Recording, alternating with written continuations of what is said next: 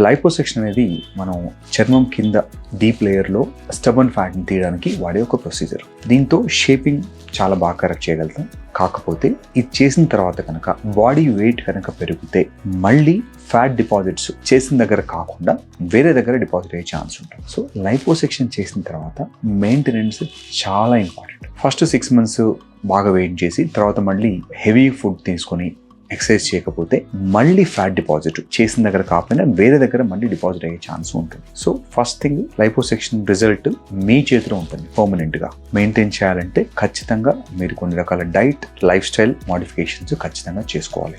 చేసిన దగ్గర జనరల్గా మనం ఒకసారి కంప్లీట్ ఫ్యాట్ తీసిన తర్వాత అక్కడ మళ్ళీ ఫ్యాట్ డిపాజిట్ అనేది రావడం జరగదు. సో ఇది పర్మనెంట్ రిజల్ట్.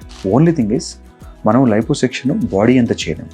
సో ఏదైనా ఒక ఏరియాకి మాత్రమే చేయగలుగుతాం. ఆ ఏరియాకి చేసినప్పుడు వేరే ఏరియాస్ కనుక అబ్నార్మల్గా పెరిగితే మళ్ళీ బాడీ షేప్ అవడం అనేది చాలా కామన్గా జరుగుతుంది. మీరు లైపోసెక్షన్ కన్సిడర్ చేస్తున్నా ఆర్ ఆల్రెడీ చేసుకున్న బాడీ వెయిట్ ఆర్ క్యాలరీక్ రిస్ట్రిక్షన్ ఖచ్చితంగా మెయింటైన్ చేయకపోతే మీ రిజల్ట్ స్పాయిల్ అయిపోతుంది.